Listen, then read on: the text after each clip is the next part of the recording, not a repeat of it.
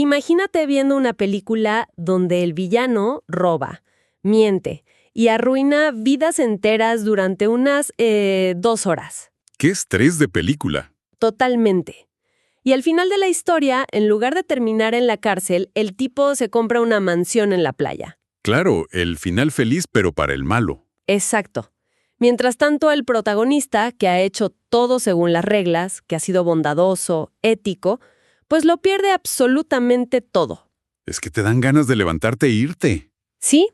Cualquier persona en esa sala de cine estaría agarrando el asiento con fuerza, queriendo tirarle las palomitas de maíz a la pantalla.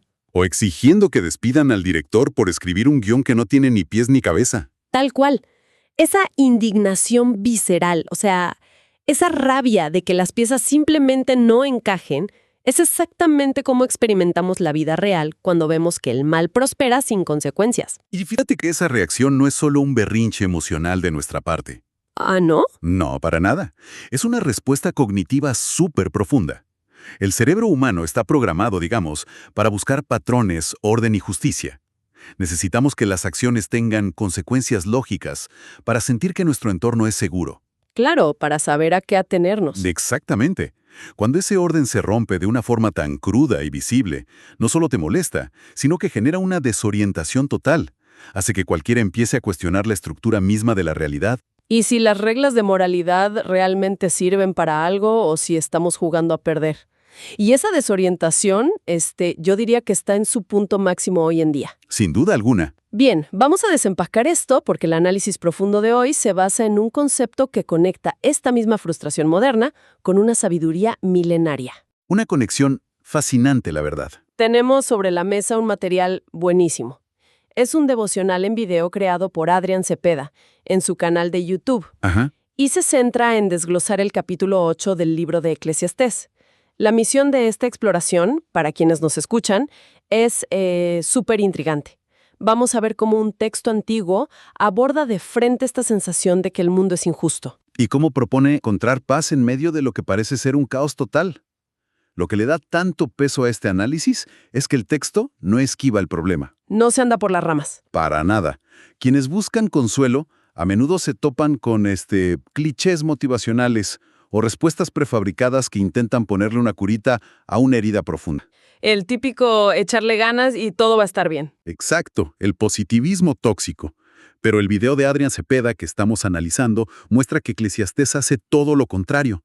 Entra de lleno en la tensión pura entre nuestro deseo de justicia inmediata y la idea de una soberanía divina. Una fuerza que, francamente, opera de una manera y en un tiempo que escapan por completo a nuestra comprensión. Totalmente. Y a ver, basta con mirar la rutina de cualquier persona hoy en día. Te despiertas, desbloqueas el teléfono y recibes un tsunami de noticias horribles. Casos de corrupción que quedan en la nada. O personas que le causan un dolor inmenso a comunidades enteras y que sin embargo parece que navegan por la vida en modo fácil, con yates, con vacaciones de lujo. Sí, la impunidad en su máxima expresión. Y mientras tanto, la gente que se esfuerza por pagar sus impuestos, por ser honesta en sus negocios, por cuidar de los suyos, se topa con un muro tras otro. Da la sensación de que el juego está amañado, ¿sabes? Absolutamente. Y esa observación sobre cómo opera el mundo no es un invento de nuestra era de la información.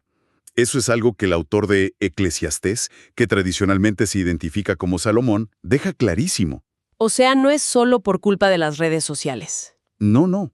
El análisis del video nos muestra que Salomón observó esta misma dinámica en su propia sociedad, hace miles de años, mucho antes de los ciclos de noticias de 24 horas. Y llegó a la misma conclusión incómoda. Exacto. El texto antiguo valida nuestra experiencia humana de una manera brutal. No intenta maquillar la realidad para hacerla sonar más espiritual o digerible. Sí, de hecho, yo me quedé sorprendida porque la manera en que el texto describe esto es casi un golpe sobre la mesa. Hay una frustración palpable ahí. Muy evidente. En lugar de darte un discurso reconfortante, el autor prácticamente lanza una queja. Según el material en Eclesiastés 8:14, dice algo como que hay justos a los que les va como si fueran criminales. Y criminales a los que les va como si fueran justos. Exacto. Qué observación tan directa. Y lo fascinante aquí es la palabra que usa en su idioma original para describir esto. Es la palabra Evel. Evel. ¿Y eso qué significa exactamente en este contexto? Pues a menudo se traduce como vanidad en las versiones en español, pero el peso filosófico va mucho más allá de, digamos, el ego o la arrogancia. Ah, ok. Ebel significa humo o vapor. Imagínate tratar de atrapar el humo de una fogata con las manos. Imposible, se te escapa entre los dedos. Exacto. ¿Lo ves? Parece tener forma, pero cuando cierras el puño, no hay nada, y encima te hace arder los ojos. Qué buena metáfora. Y duele. Así es como el autor describe la lógica de la justicia terrenal. Es absurda, carece de sustancia cuando intentas agarrarla.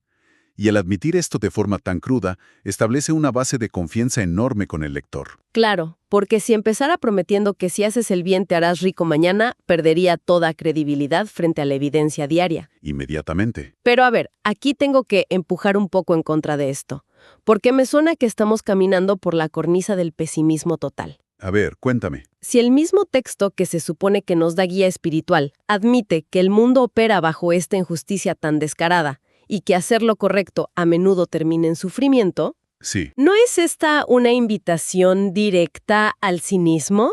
O sea, si el universo me dice que el juego de mesa tiene las reglas alteradas a favor de los tramposos, ¿por qué no debería cualquiera rendirse y dejar de intentar hacer el bien?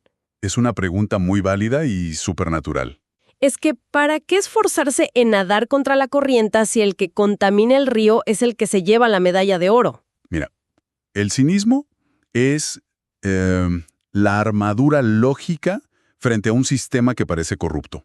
Es nuestro mecanismo de defensa para no salir lastimados por la decepción. Exacto, es protegernos. Pero el video de Adrián Cepeda señala un giro fascinante que hace Salomón para no dejarnos caer en ese abismo. El autor hace una distinción clave entre la fotografía del momento presente y la película completa a largo plazo. Ok, a ver, explícame eso. En el versículo 12 de ese mismo capítulo, hace una concesión casi matemática. Admite que un pecador puede hacer el mal 100 veces y aún así prolongar sus días. 100 veces. O sea, estamos hablando de impunidad sostenida, como lo que vemos en los noticieros. Tal cual. No habla de un tropiezo, habla de una carrera exitosa en la maldad. Pero, y aquí viene el giro, inmediatamente después de validar esa impunidad temporal, introduce una afirmación radical. ¿Cuál es esa afirmación? Afirma que, a pesar de las apariencias, a quienes mantienen su reverencia y temen a Dios, les irá bien. La perspectiva aquí es que existe un gobierno de la historia que sigue activo. Aunque el capítulo de hoy parezca escrito por el villano de la película. Exactamente. La promesa de una resolución existe, simplemente no obedece al cronómetro humano. Wow, y aquí es donde se pone realmente interesante. Porque creo que el problema de fondo, el motivo por el cual esa promesa de les irá bien, nos cuesta tanto asimilarla, es nuestra propia arquitectura mental. Nuestra impaciencia. Totalmente. Vivimos esclavizados a la inmediatez. Nuestro cerebro exige que la justicia sea visible ahora mismo. Queremos entender por qué la pieza del rompecabezas tiene esa forma tan fea justo en el momento en que la estamos sosteniendo. Es muy difícil lidiar con la incertidumbre. Es como estar leyendo un libro que te apasiona, llegar a ese punto en la mitad donde los personajes están pasando por una miseria injusta y sentir tanta ansiedad que quieres arrancar las páginas para saltar al final.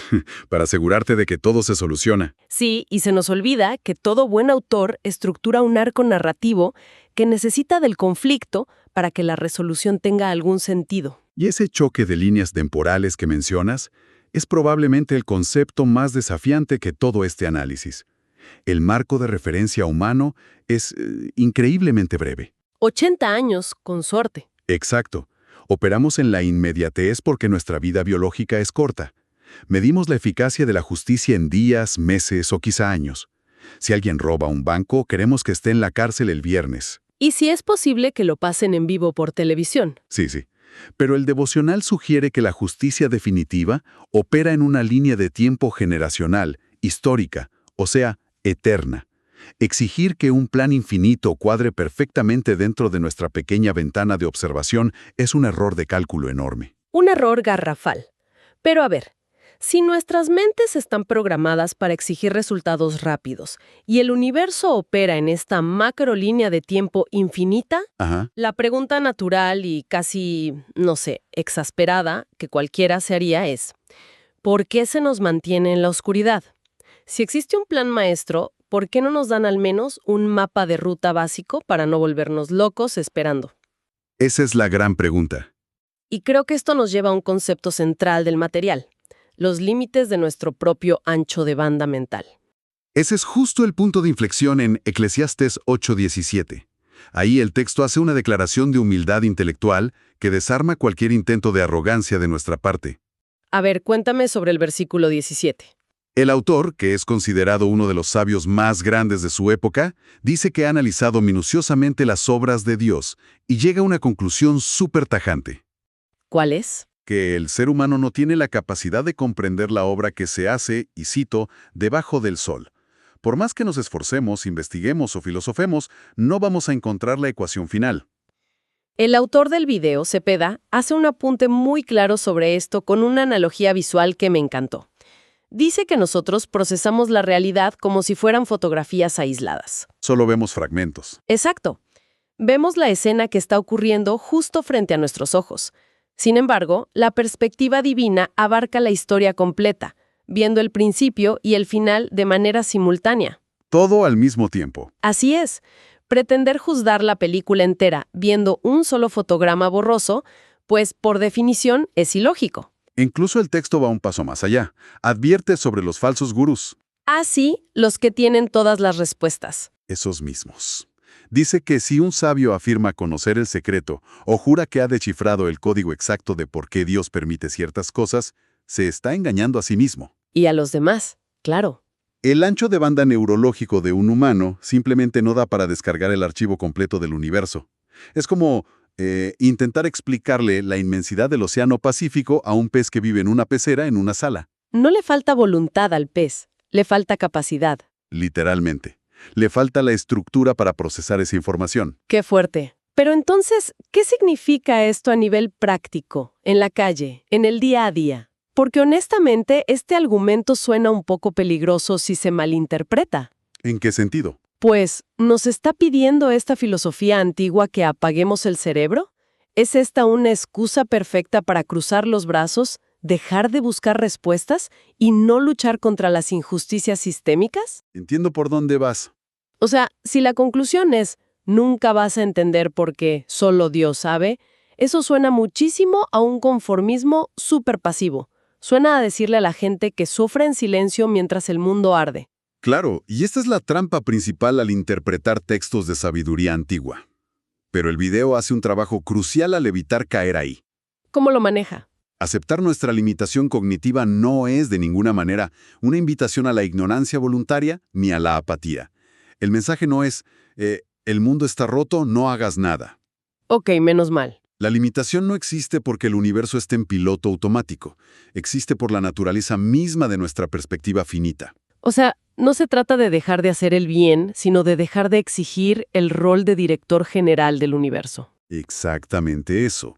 Reconocer que no tenemos la capacidad de entender el porqué de cada injusticia es, paradójicamente, una forma superior de sabiduría. Una humildad profunda. Sí, es la comprensión madura de que no poseemos todos los datos para emitir un veredicto final. Luchar contra la injusticia en nuestro entorno inmediato es un imperativo moral, eso no cambia. Por supuesto. Pero creer que uno puede sentarse en la silla del juez cósmico y entender por qué se permite un mal específico, eso es exigir una omnisciencia que no nos toca. Entiendo. Es la diferencia vital entre hacer el mejor trabajo posible con tu propio personaje en la obra de teatro y paralizar la función exigiendo tener los guiones de todos los actores y cuestionando al director. Esa es la actitud. Y esto nos encamina a la resolución que plantea el devocional. Porque comprender que nuestra visión es limitada no se presenta como un simple dato curioso para debatir en clase de filosofía. No, tiene una aplicación real. Se presenta como una herramienta radical que debería transformar cómo procesamos la ansiedad de todos los días. Y el devocional de Cepeda concluye aterrizando esta teología en la psicología diaria. La sabiduría de este texto bíblico invita a una confianza radical, incluso cuando la justicia parece haberse quedado dormida. Cuando las piezas del rompecabezas parecen de cajas diferentes. Exacto. El material menciona un concepto que puede sonar un poco intimidante: el temor de Dios. Sí, esa frase siempre asusta un poco. Pero el video lo recalibra magistralmente. No lo define como un terror paralizante a ser castigado, sino como una reverencia profunda frente a algo inmensamente más grande que uno mismo. Como asombro. Sí, un ancla mental. Sirve para recordar que la última palabra en la historia no la va a tener el caos, ni el político corrupto, ni la injusticia que hoy sale impune. Y el efecto psicológico de adoptar esa postura reverente es alucinante, ¿no? Permite que la persona que antes estaba consumida por la rabia suelte ese peso aplastante de necesitar entender absolutamente todo. Es un alivio enorme. Cuando renuncias a querer controlar la narrativa universal, encuentras un espacio de descanso mental increíble. Gran parte de nuestro agotamiento crónico viene de intentar ser los auditores de cada tragedia del planeta. Soltar ese mazo de juez es verdaderamente liberador. Sí, y los minutos finales del devocional ilustran esta liberación de una manera muy tangible. Cepeda cierra con una oración y la petición me pareció súper reveladora. ¿Qué pide exactamente? Pues no pide respuestas claras, no pide que se le explique el porqué de las cosas malas, ni pide un mapa detallado del futuro. Pide un corazón que confíe en la sabiduría divina a pesar de estar caminando a ciegas. ¡Qué poderoso! Pide navegar la vida con la certeza de que el propósito mayor va a prevalecer, sin importar lo rota que se vea la realidad en el noticiero. Es casi una rebelión contra nuestra obsesión moderna por el control. Y observando cómo se difunde este mensaje, es interesante notar la dinámica de la plataforma misma. El canal de YouTube funciona como un espacio que reconoce lo difícil que es procesar esto en aislamiento. Porque solos nos volvemos locos. Tal cual. El video de hecho invita a la audiencia a enviar peticiones especiales a un correo. Creo que es oraciones@cemu.com.ar. Y recuerda interactuar dando like, suscribiéndose y comentando. Que parece lo típico de YouTube, pero aquí tiene otro peso. Claro, no son solo métricas. Reflexionar sobre la aparente injusticia del mundo es un trabajo súper pesado. Hacerlo dentro de una comunidad digital, leyendo los comentarios de otros, ofrece un soporte emocional muy real. Es que enfrentar el peso de la vanidad del mundo en soledad es una receta infalible para el colapso emocional. Buscar esa conexión tiene todo el sentido. Sí, la carga compartida es más ligera. Bueno, si juntamos todas las piezas de las que hemos hablado, el viaje que propone este texto de Eclesiastés es espectacular.